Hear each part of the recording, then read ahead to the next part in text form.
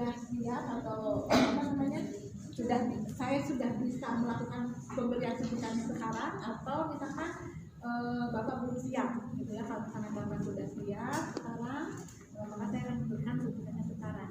Sudah dipahami, sudah jelas penjelasannya. Kalau misalkan sudah jelas, kita akan melakukan tindakan suntikan. Tapi kalau misalkan saya nggak mau, kalau nggak mau berarti kita butuh apa namanya, takut atau gimana, Bapak nggak usah takut gitu ya. Saya akan melakukannya dengan hati-hati ataupun dengan cepat, sehingga Bapak tidak akan merasakan terlalu sakit gitu. Sedikit hanya seperti digigit semut saja.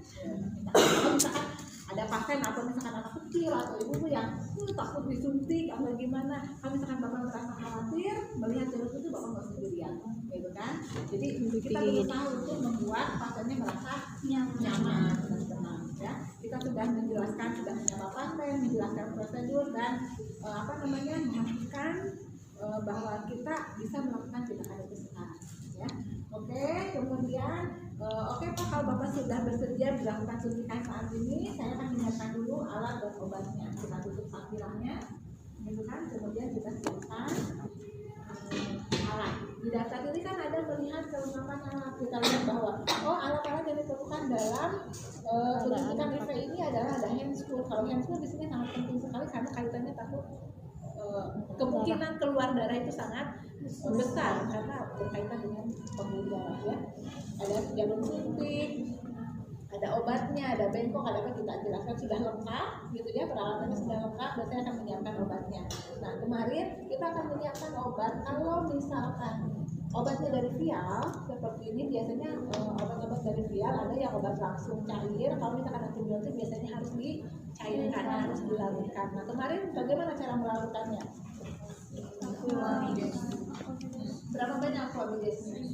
5-10. Ya sebetulnya tergantung dari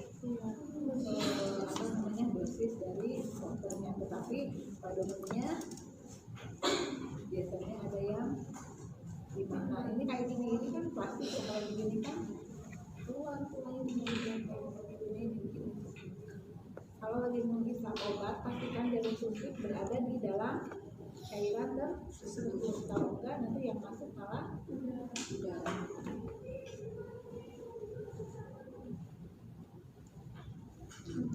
Tumpah ya. Kalau itu maksudnya kalau misalkan jadi dibutuhin nanti Bapak pun.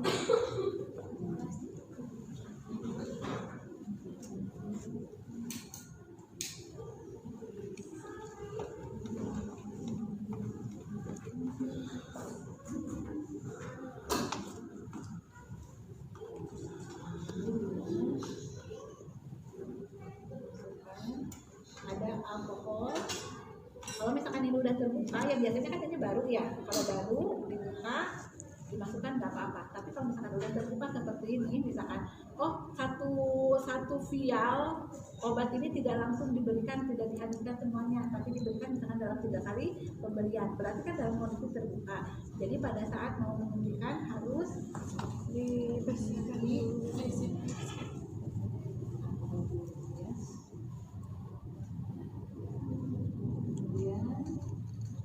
Masukkan obatnya dan misalkan ini kan biasanya obatnya kering, diaduk-aduk dulu. Ini sebetulnya nggak apa-apa, nggak dilepas juga. Biasanya kalau misalkan nggak dilepas, nanti pada saat anda sebenarnya itu dia keluar dari sendirinya. Kalau misalkan kesel apa ya ditarik aja. Tapi kalau misalkan santai ya bisa. Sebetulnya mau dilepasin juga, tapi spare-nya nggak masalah ya. Mau dibuat kerja 2 kali pastikan. Nah ini tuh ya, di angka 5-nya tuh ada di garis ini yang atas kan, ini ada 2 garis ya, jadi ada di yang atasnya bukan yang bawah ya. Garis ini saya kasih lebih ini. Nah pada saat ini kan kalau dari vial harus digantung jarum kalau mau menyuntik secara langsung, kecuali kalau misalkan menyuntik tadi bolus atau drip ya nggak masalah, nggak diganti. Tapi kalau misalkan menyuntikkan secara langsung ke tubuh pasien harus diganti. Kita nggak usah dulu menentukan ininya, taruh dulu, kan? Jadi ini obat yang ada di sini tuh masuk ke sini, baru kita jadi nggak usah dulu ngeluarin udara dan sebagainya, kerja 2 kali ya. Jadi ganti dulu, misalkan ini buang ke sentipom gitu ya, kita ambil yang baru. Ini misalkan kita buka baru, biasanya suka ada cuma ininya aja ya, yang baru kita masukkan ke sini. Baru sekarang kita masukkan obat ke sini supaya tidak ada rongga udara. Dan kalau misalkan tadi kita ngambilnya lebih, pastikan nanti obat yang ada di dalam spet ini sesuai dengan dosis yang akan diberikan. Maaf, tadi ada yang lupa apa coba? Yang lupa sebetulnya ada yang lupa di awal, tadi ada yang lupa saya. Udah pakai alat jadi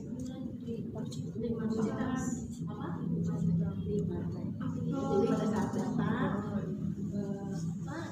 dengan bapak siapa di awal itu, dengan bapak siapa, nanya itu kan dengan bapak tanya, maaf namanya siapa Pak? Oh, Pak Anjang. Maksudnya bapak nama? Iya gitu kan, ada Pak Nandang kan, kurang bilang iya aja gitu kan. Ketika kita merasa sudah iya kan pasti akan dilakukan suntikan. Tapi ketika dengan Pak namanya siapa Pak? Pak Nandang ya. Oh iya betul Nandang. Dari mana kalau masih kurang jelas, misalkan satunya Nandang itu ada berapa, alamatnya di mana yang kita tanyakannya. Jadi tadi pastikan dulu di mana. Ini masih ada tuh udaranya. Tepat nama, tepat obat, tepat dosis. Udara.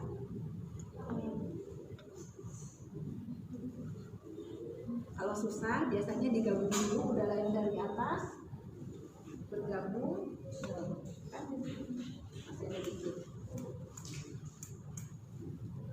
Jadi udaranya terkumpul di sini. Ini kemudian kita harus mengeluarkan udaranya harus seperti ini, karena kalau gini nanti udara yang di sini malah keluar. Jadi kalau kita memang harus berdiri seperti ini, kita keluarkan udara itu, ini naik ya, kelihatan naik sampai nanti perhatikan ini ada keluar cairan obatnya, gak usah banyak-banyak. Nah, ada kan keluar barusan cairan, kita lihat dosisnya. Oh, ini dosisnya masih ada 1 strip, berarti saya harus mengeluarkan lebih satu situ aja. Kalau misalkan tadi ini yang pas, berarti cukup hanya sedikit saja, berarti itu tandanya ini sudah terisi dengan obat, cairan obat itu sudah bisa dipastikan aman ya. Tapi kalau ini kosong, berarti kan udara. Pada saat kita memasukkan obat, maka udara yang masuk duluan. Nah, itu nggak boleh, apalagi banyak ya. Nanti terjadi emboli dan bisa menyebabkan kematian ya. Ini berarti udaranya sudah tidak ada. Kita simpan obatnya, kemudian persiapan alat dan obat sudah. Kita cuci tangan terlebih dahulu. Cuci tangan berapa langkah? Lakukan cuci tangan yang harusnya dilakukan, kemudian keringkan pakai tisu, kemudian baru kita ini pakai handscoon-nya kan handscoon bersih. Karena saya melakukan ini adalah handscoon yang saya terima handscoon steril, pegangnya di sini di dalam, jangan di bagian luar. Ini bagian kiri, saya ambil bagian kiri, misalnya bersama itu bisa aja ya, bagian kiri. Nah, ketika pakai handscoon itu pastikan dulu jari-jari kita itu pas, pas dulu. Nah, ini udah pas, udah baru tarik. Tapi kalau enggak, nanti suka ada yang masuk kedua jari. Itu karena Anda tidak memposisikan dulu ya. Kemudian kalau ini baru ngambilnya, kalau misalkan ini harus steril, ini ngambilnya di luar. Kalau misalkan memperlakukan steril, ini harus selalu seperti ini, bagian luar. Nah, ini sudah masuk semua jari ke tempatnya masing-masing, baru tarik. Kalau ada yang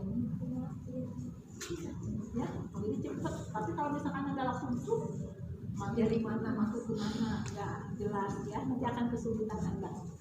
Ya sudah memakai spoon, kemudian kita atur posisi pasien sambil gimana nih kita mau memberikan suntikan, karena tadi kita tadi kayaknya di IV itu harus di bagian distal dulu, jadi otomatis yang harus kita cari adalah bagian bawah dulu, bagian distal ya. Maaf ya Pak ya, kalian mau memasukkan ini. Kalau misalkan masang ini dari yang kamu masang dari yang terjauh, dari yang terdekat jauh. Ya posisikan seperti ini. Maaf ya Pak, angkat dulu tangannya ke sini, saya masangkan alas. Kemudian kita cari di mana nih kira-kira tadi ya yang memungkinkan buat kita menyuntikkan obat. Kayaknya di sini bisa nih, misalkan kita lihat, di sini bisa aja deh, ini juga udah cukup jelas gitu ya. Baru kita pasang tourniquet kurang lebih 5 cm, tarik gitu. Masang tourniquetnya harus kuat karena diharapkan dengan tadi kita udah melihat ada di sini, tapi dengan dipasang tourniquet maka pembuluhnya lebih kuat lagi. Dan ibunya diminta untuk mengepalkan, ibu bapak ya tadi mengepalkan tangan. Maaf ini karena ini kamar alkohol, judulnya harusnya ini dalam setelah ngambil dalam kondisi tertutup ya. Tadi kita akan menyuntik di sini ya. Kita cari begini. Nah, kelihatan enggak ya? Nah, ini apa namanya si vena ini kelihatan enggak? Kalau misalkan kurang kelihatan kita bisa pukul seperti ini. Sehingga venanya jadi muncul keluar. Kita lihat pukul-pukul ini, kita lihat tidak kelihatan. Jangan kita memasukkan suntikan kalau kita masih belum merasa yakin terlihat venanya dengan jelas. Ke arah mana, sepanjang apa, pembuluh darah venanya kira-kira. Kalau belum yakin, tidak terlihat dengan jelas, jangan. Lebih baik cari pembuluh darah vena yang lain. Yang ini yang coba. Kadang-kadang itu ya di lapangan itu terjadi gitu. Cari ke sini. Ini yang lebih jelas gitu kan, dibandingkan ini yang lebih jelas, berarti kita memutuskan untuk di sini. Oke. Alurnya arahnya ke sini kurang lebih 2 cm saya melihat venanya. Karena tadi seberapa banyak kira-kira jarum yang perlu kita masukkan. Kalau misalkan terlalu dalam terus kita nggak jelas arah venanya gimana, kan mungkin di sini ada cabang dan sebagainya. Takutnya malah nembus keluar bukan bagian venanya. Jadi pastikan lihat betul-betul ini venanya segini nih, segini nih, ini. Itu kan kelihatannya sampai segini. Berarti saya kurang lebih memasukkan jarum segitu. Ya, kita bisa untuk mengurangi rasa sakit bisa dengan terapi, diajak ngobrol, Bu, Pak punya anak berapa, apa tinggalnya di mana, sambil kita masukin obat supaya perhatiannya tidak terhadap proses penyuntikannya, tetapi terhadap pertanyaan yang kita ajukan, sambil kita fokus. Ini kurang lebih, basalnya menghadap ke atas ya, jangan tajam ini. Posisinya seperti ini supaya kita bisa merasakan. Kalau gini, nanti takutnya terlalu masuk, gitu kan, tenaga kitanya tidak terkoordinir. Kalau gini kita bisa merasakan. Kurang lebih 15 sampai 20.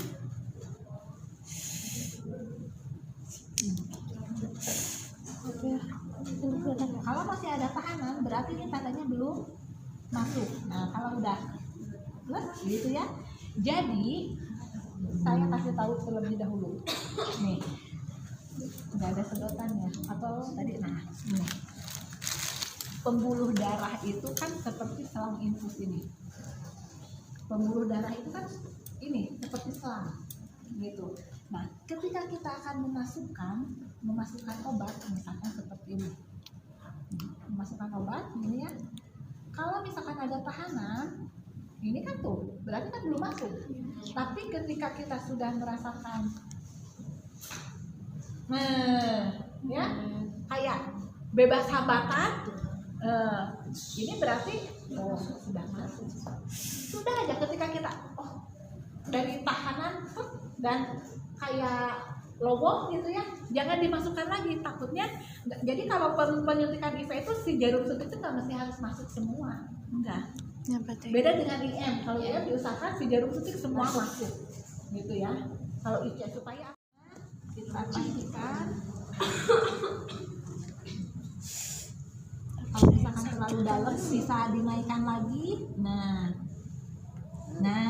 udah tuh ini ya, udah kita merasa yakin ini sudah masuk. Aspirasi, ada darah masuk gitu kan. Nah ini tahan, fiksasi seperti ini, kita pegangnya di ujung spet, jangan di jarum ininya. Lepaskan, Bu, buka pergelangan tangannya, Pak, buka pergelangan tangannya gitu kan. Kalau misalkan ini masih di dalam, kalau ini kan tertahan, jadi tidak masuk obatnya, makanya dilepaskan. Tapi kita sudah memastikan bahwa ini udah masuk ke dalam pembuluh darah. Nah, kalau belum nanti kita pasang lagi, susah lagi nyarinya, nyari lagi gitu ya. Kita sudah bisa memastikan bahwa jarum suntik yang kita masukkan itu pas di pembuluh darah vena ya. Oke, baru kita masukkan obat secara perlahan gitu, jangan langsung, karena ada reaksi obat yang pegel, panas, atau apa namanya istilahnya teh, selain panas apa ya, perih gitu ya. Ada reaksi obat yang seperti itu, atau pegel, bikin peres ya istilahnya, atau pegel. Jadi perlahan-lahan, ada bahkan obat yang harus dimasukkan selama kurang lebih 10 menit.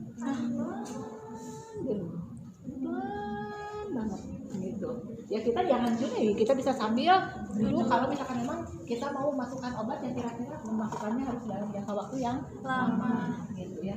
Kita masukkan obat perlahan-lahan. Kalau misalkan sudah obat semuanya masuk,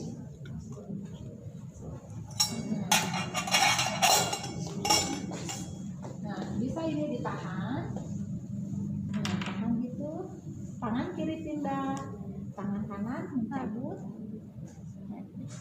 Ini langsung dimasukkan ke dalam stethoscope. Ya, ini ditahan dulu sebentar. Nanti barangkali mencoba saya masukkan ke sini. Kalau masukkan ke safety box jangan ditutup dulu, ya. Langsung masukkan, karena apa? Khawatir dengan menutup malah berisiko tinggi tertusuk, ya. Jadi langsung masukkan. Ini sambil kita, Bu, gimana? Kita sambil observasi reaksi obat. Bu, gimana? Ada rasa sakit, perih, nyeri nggak Bu, atau panas pada saat dimasukkan obat ini? Oh, tidak ada. Walaupun ibunya saat ini bilang nggak ada, bukan berarti lepas. Tetap kita observasi sambil merapikan alat. Bu, penyuntikannya sudah selesai, nggak sakit kan? Cuma sebentar sakitnya ya Bu ya. Saya rapikan kembali. Kalau dari ini, ini ya. Saya rapikan kembali alat-alatnya ya Bu. Mohon maaf ya Bu ya, agak diangkat dikit. Kalau misalkan kira-kira tadi darah yang keluarnya banyak, kita bisa ini ditekan seperti itu, kemudian dikasih plester, ya. Dikasih plester sih sudah. Sudah selesai Bu pemberian obatnya. Gimana Bu? Ada yang dirasakan? Kayak kalau misalkan sudah ada, tapi kalau misalkan nanti setelah saya meninggalkan ruangan ini dan ibu ternyata ada keluhan, merasa tidak nyaman setelah pemberian obat ini, ibu segera lapor ke petugas kesehatan. Kita buang, kita rapikan dulu peralatannya, buang sampah ke tempat sampah,